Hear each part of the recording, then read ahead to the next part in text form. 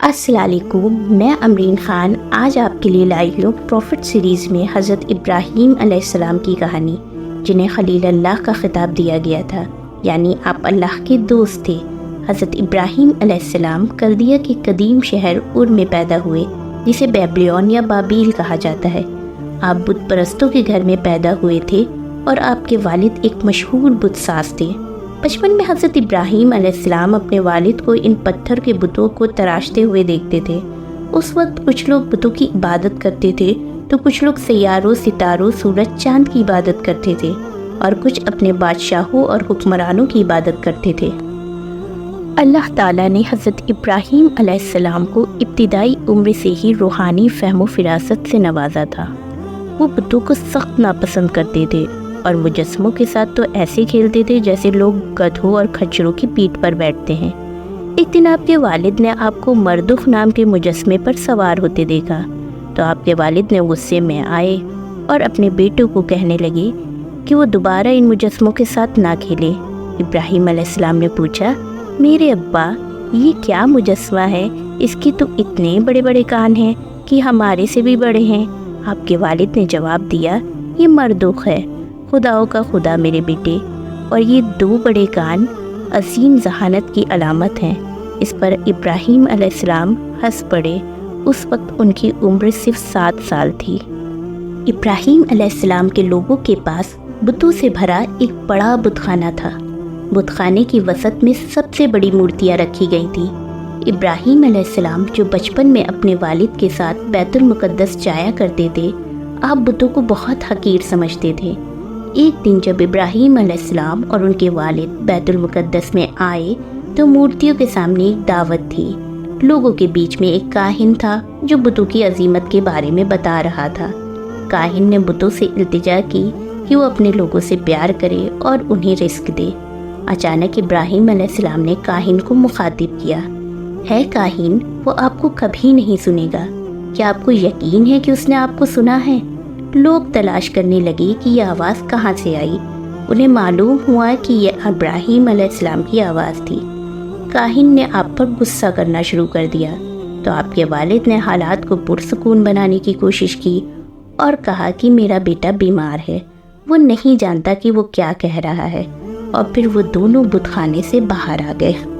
इब्राहीम अलैहिस्सलाम ने अपनी कौम को अल्लाह की वहदानियत और सिर्फ उसकी इबादत के लिए माइल करने की पूरी कोशिश की। आपने अपने वालिद से कहा कि ऐ मेरे अब्बा, आप उसकी इबादत क्यों करते हैं जो ना सुनता है, ना देखता है और ना आपको कुछ फ़ायदा पहुंचा सकता है? ऐ मेरे प्यारे अब्बा, मेरे पास वो इल्म है जो आपको नहीं मिला है, इसलिए मेरे साथ हो जाइए, आपको सीधा रास्ता दिखाऊंगा। ऐ मेरे अब्बा, शैतान की इबादत ना कीजिए, बेशक शैतान अल्लाह का नाफरमान रहा है। मुझे डर लगता है कि अल्लाह आपको अजाब में ना पकड़े, इसलिए मेरे साथ हो जाइए। इस पर आपके वालिद गुस्से में कहने लगे, क्या तुम मेरे माबूदों को झुटलाते हो? अगर तुम बाज ना आए तो मैं तुम्हें संसार कर दूंगा, लिहाजा इससे पहले कि मैं तुम्हें सज़ा दूँ, तुम मुझसे सलामती के साथ दूर हो जाओ। जब आपने अपने वालिद की तरफ से सख्त अल्फाज और कत्ल की धमकी सुनी तो नरमी से कहा, आप पर सलामती हो, मैं अपने रब से बख्शिश मांगूंगा, बेशक वो मेरे लिए बहुत अच्छा है, और मैं आपसे और जिनकी आप अल्लाह के सिवा इबादत करते हैं उनसे दूर रहूँगा। इस गुफ्तगू के बाद आपने अपने वालिद के घर को छोड़ दिया। इब्राहीम अलैहिस्सलाम ने कुफ्र को ख़त्म करने के लिए कुछ करने का फ़ैसला किया, लेकिन इसे लोगों के सामने जाहिर नहीं किया। वो जानते थे कि दरिया के दूसरे किनारे पर बहुत बड़ा जश्न होने वाला है जिसमें तमाम लोग शिरकत करेंगे। जब सब लोग जश्न को मनाने के लिए अपने घरों से चले गए और शहर खाली हो गया तो आप बैतुल मुक़द्दस में तेज़ धार की कुल्हाड़ी लेकर गए। आपने कुल्हाड़ी उठाई और झूठे माबूदों को तबाह कर दिया सिवाय सबसे बड़े बुत के, और अपनी कुल्हाड़ी को उस बड़े बुत के कांधे पर लटका दिया ताकि ऐसा लगे कि बड़े बुत ने दूसरे बुतों को तबाह किया है। बुतों को तबाह करने के बाद आप वहां से निकल गए। जब लोगों ने वापस आकर बुतों की हालत देखी कि किसी का सर नहीं तो किसी का पाँव नहीं, वो बहुत गुस्से में आ गए और कहने लगे, ये किसने किया है? हज़रत इब्राहीम अलैहिस्सलाम पर सबको शक था। वो बुतों को बुरा भला कहते थे اور میلے میں بھی نہیں گئے تھے۔ انہوں نے فوراً ابراہیم علیہ السلام کی موجودگی کا مطالبہ کیا۔ جب ابراہیم علیہ السلام ان کے پاس آئے تو انہوں نے ان سے پوچھا، اے ابراہیم، کیا تم وہی ہو جس نے ہمارے معبودوں کے ساتھ ایسا کیا ہے؟ حضرت ابراہیم علیہ السلام نے جواب دیا، آپ مجھ سے پوچھنے کے بجائے اپنے معبود سے کیوں نہیں پوچھتے جن کی آپ پوجا کرتے ہیں؟ خود بتائیں گے کہ کس نے توڑا ہے۔ حضرت ابراہیم علیہ السلام نے پھر فرمایا، دیکھو کلہاڑی بڑے بت کے کندھے پر رکھی ہے، یہ سب اسی کا کام لگتا ہے۔ لوگ کہنے لگے، کیا تم نہیں جانتے کہ وہ بات نہیں کرتے؟ تو آپ نے جواب دیا، تم ایسی چیز کی عبادت کیوں کرتے ہو؟ تمہارا یہ خدا کیا کر سکتا ہے؟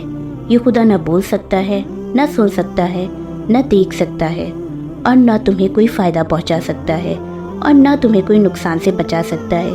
یہ صرف ایک پتھر ہے، پھر تم لوگ اس پتھر کی پوجا کیوں کرتے ہو؟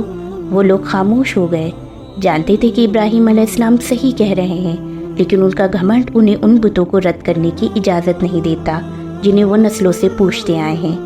ہجوم میں غصہ بھر گیا، وہ اپنے بتوں کے نقصان کو پہنچانے والے سے بدلہ لینا چاہتے تھے، اور آپ کو سزا دینے کے لیے انہوں نے آپ کو زنجیروں میں جکڑ لیا اور آپ کو زندہ جلانے کا منصوبہ بنایا۔ تمام کافروں کو حکم دیا گیا کہ وہ لکڑیاں جمع کریں۔ ان لوگوں نے ایک گہرا گڈھا کھودا، اس میں لکڑیاں بھریں، اس میں آگ لگا دی، پھر آپ کے ہاتھ اور پاؤں کو مضبوط رسیوں سے باندھ دیا اور آپ کو اس جنگلے میں ڈال دیا۔ آگ بھڑک رہی تھی اور اس کے شعلے آسمان تک پہنچ رہے تھے۔ شدید گرمی کی وجہ سے لوگ گڈھے سے دور کھڑے تھے۔ پھر سردار کاہن نے حضرت ابراہیم علیہ السلام کو آگ میں ڈالنے کا حکم دیا۔ اسی وقت فرشتہ جبریل علیہ السلام حضرت ابراہیم علیہ السلام کے پاس آئے اور ان سے پوچھا، اے ابراہیم، کیا آپ کچھ چاہتے ہیں؟ حضرت ابراہیم علیہ السلام نے جواب دیا، تمہاری طرف سے کچھ نہیں، جس کے بعد حضرت ابراہیم علیہ السلام کو آگ میں ڈال دیا گیا، اور آپ نے یہ دعا پڑھی، حسبنا اللہ و نعم الوکیل، میرے لیے اللہ ہی کافی ہے۔ لیکن جب آپ آگ میں گرے تو آگ آپ کے لیے ٹھنڈے باغ میں قدم اتارنے جیسی ہو گئی۔ آگ نے آپ کو نہیں جلایا۔ اللہ نے آگ کو حکم دیا کہ اے آگ، ابراہیم پر ٹھنڈک اور سلامتی والی بن جا۔ آگ اللہ کے حکم سے ٹھنڈی ہو گئی اور حضرت ابراہیم علیہ السلام کو کوئی نقصان نہیں پہنچایا۔ آگ نے صرف آپ کی رسیوں کو جلایا جو آپ کے ہاتھوں کو باندھتی تھی۔ جب لوگوں نے حضرت ابراہیم علیہ السلام کو آگ سے باہر نکلتے ہوئے دیکھا تو وہ بہت حیران ہوئے۔ ان کے چہرے دھوئے سے سیاہ تھے، لیکن حضرت ابراہیم علیہ السلام کا چہرہ اللہ کے نور اور فضل سے روشن تھا۔ جب بابیل کے بادشاہ نمرود نے یہ معجزہ سنا تو اس نے محسوس کیا کہ اس کا تخت خطرے میں ہے اور وہ اقتدار ہو رہا ہے، تو اس نے ابراہیم علیہ السلام کو اپنے محل میں بلایا، کیونکہ وہ اپنی قوم کو دکھانا چاہتا تھا کہ وہ بادشاہ در حقیقت خدا ہے اور ابراہیم علیہ السلام جھوٹے ہیں۔ بادشاہ نے ابراہیم علیہ السلام سے کہا، میں نے سنا ہے کہ آپ لوگوں کو نئے خدا کی عبادت کرنے اور پرانے خدا کو ترک کرنے کی دعوت دیتے ہیں۔ اس نے کہا، تمہارے خدا ایسا کیا کر سکتا ہے جو میں نہیں کر سکتا؟ ابراہیم علیہ السلام نے نرمی سے کہا، میرا رب وہ ہے جو زندگی اور موت کو لا سکتا ہے۔ جواب میں اس نے کہا، میں زندگی دیتا ہوں اور موت دیتا ہوں۔ اس نے حکم دیا کہ جیل سے 2 آدمیوں کو لے آؤ۔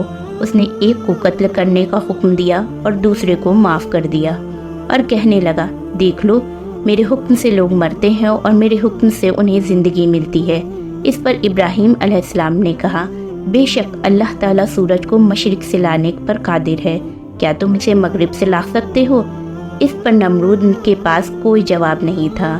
پھر اس نے ابراہیم علیہ السلام کو شہر سے نکل جانے کا حکم دیا۔ تو یہ تھی دوستو حضرت ابراہیم علیہ السلام کے بچپن اور ان کی پہلی کوشش کی کہانی، جو ہمیں دکھاتی ہے کہ اللہ تعالیٰ نے انہیں کتنی ہمت اور دانائی سے نوازا تھا۔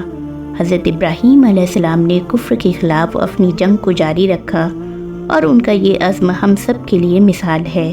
اس کہانی کا دوسرا حصہ، جس میں ہم حضرت ابراہیم علیہ السلام کی مزید امتحان اور اللہ کے ساتھ ان کی قربت کے بارے میں جانیں گے، ضرور دیکھیے گا۔ اگر آپ کو یہ ویڈیو پسند آیا ہو تو اپنے فرینڈز اور فیملی کے ساتھ شیئر کیجئے، پلیز لائک کر دیجئے اور ہمارے چینل کو سبسکرائب کیجئے۔ ہم آپ کی دعاؤں کے طالب ہیں۔ اللہ حافظ۔